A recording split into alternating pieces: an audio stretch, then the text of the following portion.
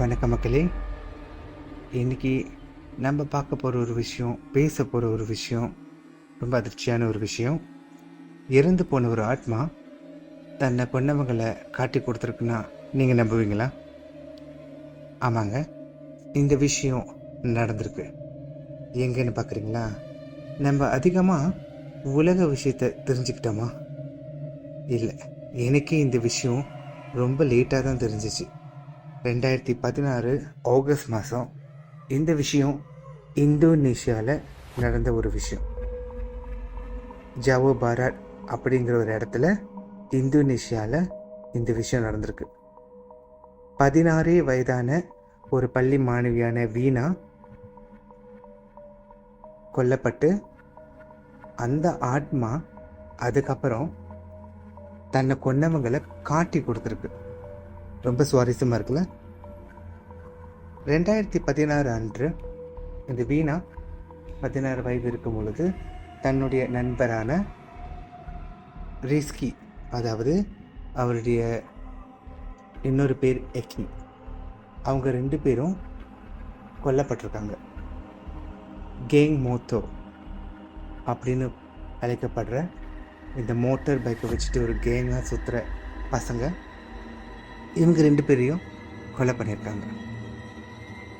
ஆரம்பத்தில் இந்த கேங் மோட்டோரில் தலைவனாக இருக்கக்கூடிய எக்கி அப்படிங்கிற ஒருத்தன், அவன் வீணாங்கிற அந்த பொண்ணை காதல் பண்ணியிருக்கான்.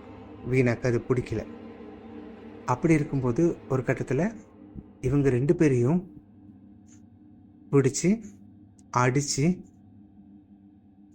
தன்னுடைய நண்பரான எக்கியை கொலை செஞ்சுட்டு அதுக்கப்புறம் வீணாவை பாலியல் வன்முறை செஞ்சுருக்காங்க.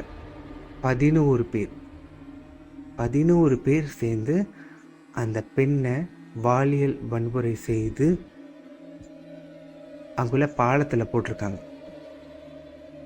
ஆரம்பத்தில் காவல்துறை இவங்க 2 பேரையும் அங்கே பார்க்கும்போது அவங்க என்ன நினச்சிருக்காங்கன்னா, இது ஒரு விபத்து அப்படின்னு சொல்லிட்டு கண்டுபிடிச்சிருக்காங்க. அந்த நண்பரானவர் அங்கேயே இறந்துட்டார். வீணாவை ஹாஸ்பிட்டலுக்கு கூப்பிட்டு போயிருக்காங்க. 2 நாளுக்கு அப்புறம் வீணாவும் இறந்துட்டாங்க. இந்த விஷயம் அதுக்கப்புறம் தான் தெரிய வந்தது, அவங்க விபத்தால் சாகலை, அவங்க மானபங்கம் படுத்தப்பட்டு கொலை செய்யப்பட்டிருக்காங்க அப்படின்னு. இது எப்படி தெரிஞ்சிச்சுன்னா, வீணாவுடைய தோழியான லீண்டாக்கு பொசேஷன் ஆகி அவங்க உடம்புல இறங்கி இந்த விஷயம் எல்லாத்தையும் அவங்க சொல்லியிருக்காங்க. நம்புகிற மாதிரி இல்லைல்ல? உண்மைதாங்க. அந்த 11 பேரில் 8 பேரை கைது பண்ணிட்டாங்க. 8 பேர் கைது பண்ணி இது உண்மைதான் அப்படிங்கிற மாதிரி இந்த விசாரணையை கொண்டு போய் கண்டுபிடிச்சிட்டாங்க. முக்கியமான தலைவனான எகி கண்டுபிடிக்க முடியல. அவன் எங்கேயோ ஓடி போயிட்டான். இன்னும் தேடிக்கிட்டு தான் இருக்காங்க. இந்த விஷயம் நடந்து 8 வருஷம் ஆச்சு. ஆனால் இது எப்படி எனக்கு இப்போ தெரியும்னு பார்க்குறீங்களா? இந்த உண்மை கதையை இந்தோனேஷியாவில் ஒரு திரைப்படமாக எடுத்திருக்காங்க, வீணா.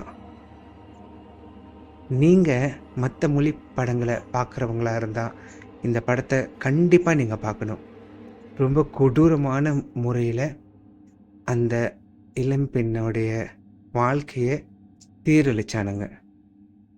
அதுக்கப்புறம் அந்த பெண் தன்னை கொன்னவங்களை காட்டி கொடுக்கணுங்கிறதுக்காக தன்னுடைய தோழி உடம்புல ஆத்மாவாக இறங்கி உண்மைகளை சொல்லும்போது நம்மளுக்கு நம்புகிற மாதிரி இருக்காது. இது ஒரு ஆடியோ கிளிப்பிங்காக இன்டர்நெட்லேயும் இருக்குது. நான் அதை கண்டுபிடிச்சேன்னா இந்த வீடியோக்கு அப்புறம் அந்த ஆடியோ கிளிப்பிங்கும் நான் போடுறேன். கண்டுபிடிக்க முடியலன்னா நீங்கள் கூகுளில் கூட சர்ச் பண்ணி இந்த விஷயத்தை பார்க்கலாம்.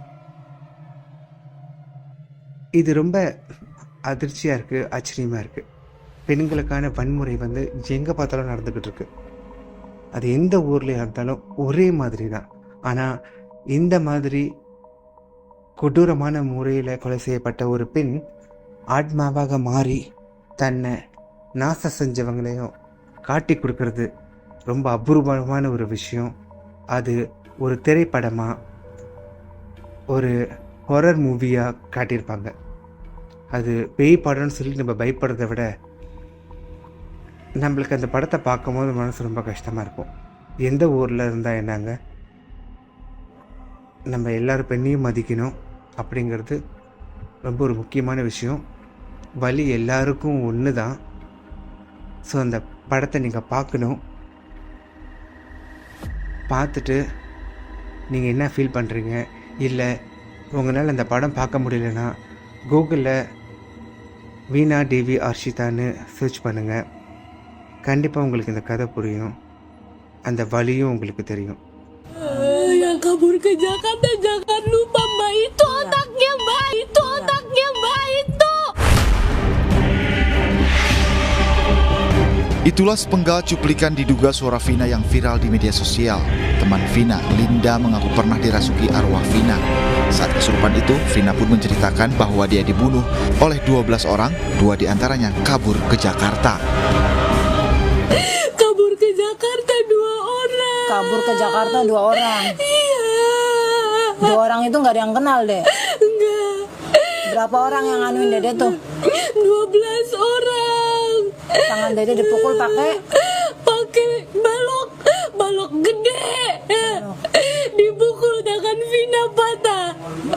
Bukan diseret pakai motor, dipukul tangan Vina. kepalanya sih Dede kepalanya kenapa diapain Dede kepalanya? Tadinya Dibantuin kemana? ke motor, terus ke aspal. Mama cari duit buat Vina, Iya. Vina dibunuh sama orang. Mama makanya di sana pingsan terus Mama deh. Mama di sana yang tenang, Dedenya juga.